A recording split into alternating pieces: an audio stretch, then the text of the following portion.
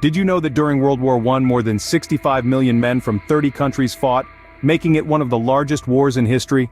This unprecedented global conflict marked a seismic shift in the landscape of warfare, with countries employing everything from trenches to tanks, from chemical weapons to camouflage, in a desperate bid to gain the upper hand.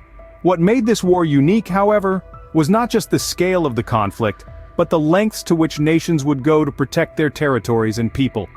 As the world was embroiled in this unparalleled struggle, the French were grappling with a particular challenge. German bombings were decimating their beloved capital, Paris. But in the face of adversity, they resorted to a plan so audacious it's hard to believe it's not a work of fiction. Picture this: a bustling city, glowing with the warm hues of city lights, complete with railway tracks, factories, and even an imitation Champs-Élysées. Sounds like Paris, doesn't it? But this wasn't the Paris we all know and love. No, this was a decoy, a counterfeit city constructed on the outskirts of the capital, intended to draw the attention of German bomber planes away from the real Paris. This, my friends, was the fake Paris. In the dark of the night, this mock metropolis was designed to appear just like the City of Light, fooling enemy pilots into dropping their deadly payloads onto an empty replica, while the real Paris remained safe. It was a game of life and death, played out on a grand scale, with the survival of one of the world's most iconic cities hanging in the balance.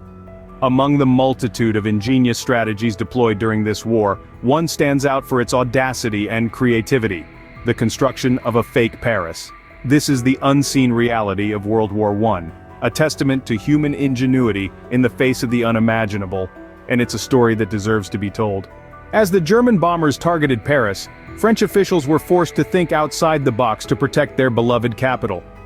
In a time of war, the ordinary rules of engagement were cast aside, and the extraordinary became the new normal. Thus, the audacious idea of constructing a decoy Paris was born. The strategic planning behind this illusion was meticulous. The decision was made to build the faux Paris on the outskirts of the real city. The location was carefully chosen to be within the flight path of the German bombers, but far enough from the heart of Paris to keep the city and its people safe. This was not to be a half-hearted attempt at deception. No, the French were determined to make the decoy city as believable as possible. Architects and city planners worked tirelessly, replicating major landmarks with uncanny precision. The iconic Eiffel Tower, the majestic Seine River, and the bustling railway stations, everything was mirrored in the phony city. The attention to detail was astounding. The city was more than just a collection of buildings and landmarks, it was a living, breathing entity. To replicate this, the French even went so far as to simulate the activities of the city. Electric lights were used to mimic the bustling nightlife of Paris, and trains were scheduled to arrive and depart, creating the illusion of a city in motion. But this was more than just an elaborate ruse, it was a symbol of French resilience. It was a testament to their dedication to protect their capital at all costs.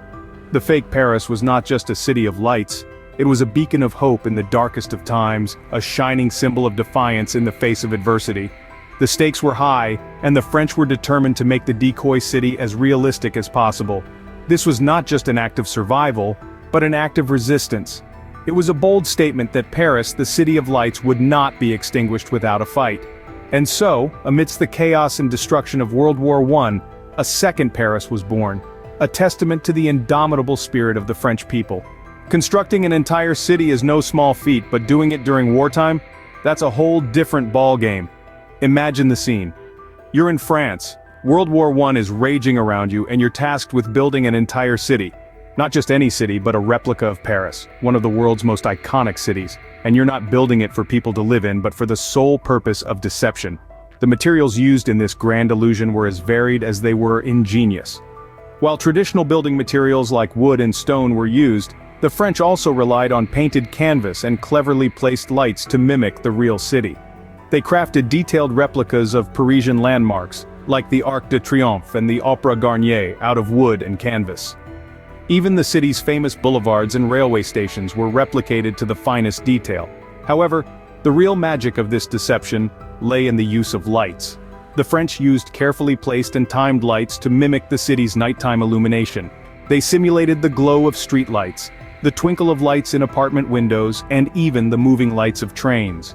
This was crucial in fooling German pilots who might be flying over the city at night. Of course, this monumental task was not without its challenges.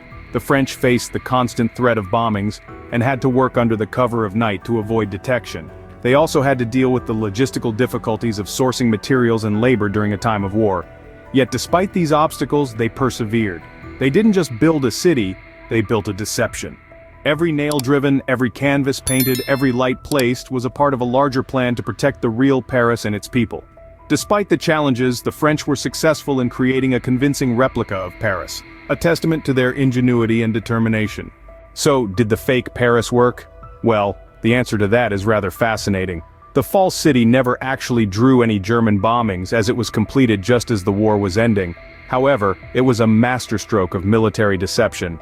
The very idea that a complete duplicate of a city could be built to mislead the enemy was revolutionary, and marked a major shift in war strategy. It highlighted the importance of psychological warfare, and the lengths nations would go to protect their cultural heritage.